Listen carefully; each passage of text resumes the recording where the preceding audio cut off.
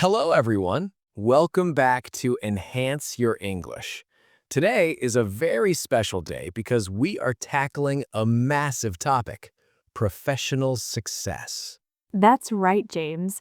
We received so many messages from our viewers saying they feel okay talking to friends, but they feel paralyzed in an office meeting. Paralyzed. That's a strong word, Emma. It means being unable to move or speak because of fear or pressure. Today, we are going to break that paralysis. This episode is going to be much longer because we aren't just giving you phrases, we are giving you the logic behind professional English. Exactly. We will cover everything from the moment you walk through the office door to the moment you leave. So grab a notebook, sit back, and let's start. Okay, James, let's set the scene. It's 9 a.m. I just walked into the office. I see my manager at the coffee machine. What do I do? Most people just say good morning and run away. That's a missed opportunity. You should try a check-in.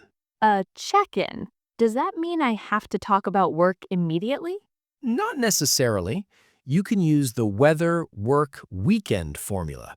Tell me more about that. How does it work? Start with the environment. Beautiful morning, isn't it? Then move to work. I'm looking forward to our brainstorming session later. And if it's Friday, ask about the weekend. Okay.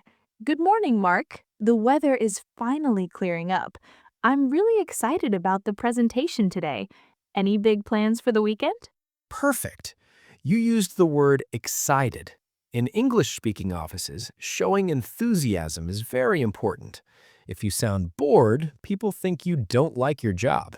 That makes sense. But what if I am actually stressed? Should I be honest?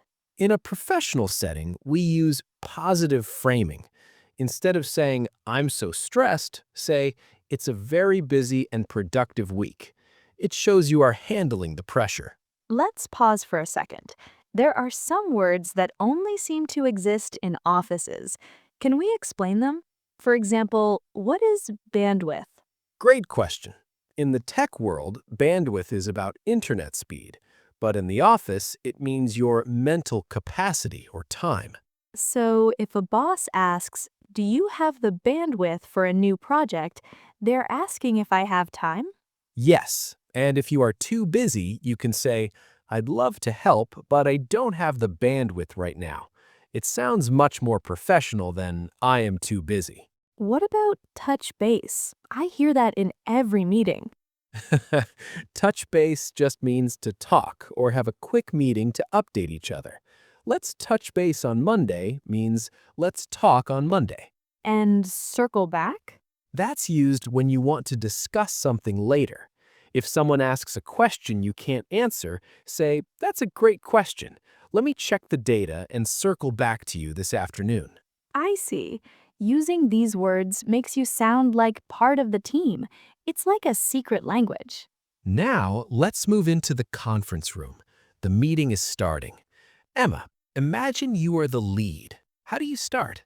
I would say, okay, everyone, let's start the meeting. Is that okay? It's okay, but let's make it better. Use let's get the ball rolling, or since everyone is here, let's dive right in. Get the ball rolling. That's an idiom. It means to start a process. I like that. Now, what if the meeting is going off track? People are talking about their lunch instead of the budget. How do you stop them? I usually just wait and feel frustrated. No, you have to be the facilitator. Use this phrase. I think we're getting a bit sidetracked. Let's realign with the main agenda. Sidetracked and realign. Those are powerful words. It shows you're in control of the time. Exactly. Time is money in business. If you help people save time, they will respect you more. James, this is the hardest part for me. In my culture, disagreeing with a boss can feel rude, but in English, sometimes you have to say no. This is where hedged language comes in. We use words like perhaps or possibly or to be honest to soften the blow. Give me an example. If I think a plan will fail, what do I say? Instead of "this won't work," try "I have some reservations about this approach. Perhaps we could explore an alternative." Reservations. That means I have doubts? Yes, it's a very polite way to say, "I don't like this idea." You're not attacking the person, you're questioning the approach. Ah, I see. You separate the person from the idea. That is a very important social skill. Correct. You can also use the yes and technique. Say, "Yes, I see your point, and I'm also thinking about the budget constraints." Let's talk about the written word.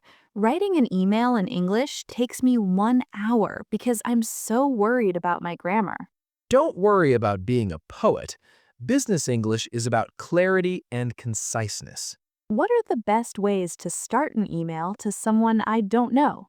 Use "dear" name if it's formal or "hi" name if it's a regular colleague, and always start with a reason for writing. Like, I am writing to follow up on our conversation. Exactly. "I'm writing to follow up" or "I'm reaching out to ask about." These are standard opening gambits. And how do I end it? Sincerely feels a bit like a 19th century letter. You're right. For modern offices, use "best regards," "best," or "thanks in advance" if you ask them for a favor. James, what happens when things go wrong, like a server crash or a missed deadline? First rule, don't panic. Second rule, use accountability phrases. What does accountability mean? It means taking responsibility. Instead of making excuses, say, "I take full responsibility for this oversight. Here is my plan to fix it." That sounds very brave. Oversight means a mistake? Yes, a mistake made because you didn't notice something. Managers love it when you bring a solution, not just a problem. So, I'm sorry I missed the deadline is bad, but I missed the deadline, but I will have it finished by 5 p.m. today is better. Much better. It shows you are looking forward, not backward. We can't end this long episode without talking about phrasal verbs. They are everywhere in offices. You're right. Let's do a quick lightning round. I say the verb, you explain it. Ready? Ready. Burnout. To become exhausted from working too hard. Fill in for someone. To do someone else's job while they're away. Like, can you fill in for me during the meeting? Slack off. That means to work lazily. We shouldn't do that. Knuckle down. To start working very hard on something, we really need to knuckle down to finish this project. Perfect. These verbs make your English sound native and fluent. Wow, James, we have covered so much ground today. I feel like I just finished a whole day at the office. It was a long one, but it's worth it. Workplace English is your ticket to a better career and higher salary.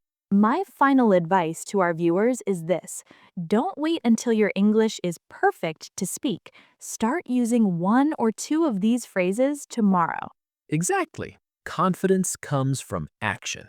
Thank you for staying with us for this masterclass episode. If you want a PDF of all these phrases, let us know in the comments. Don't forget to subscribe and share this with your colleagues who are also learning English.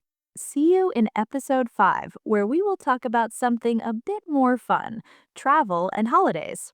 Until then, keep practicing and stay professional. Goodbye.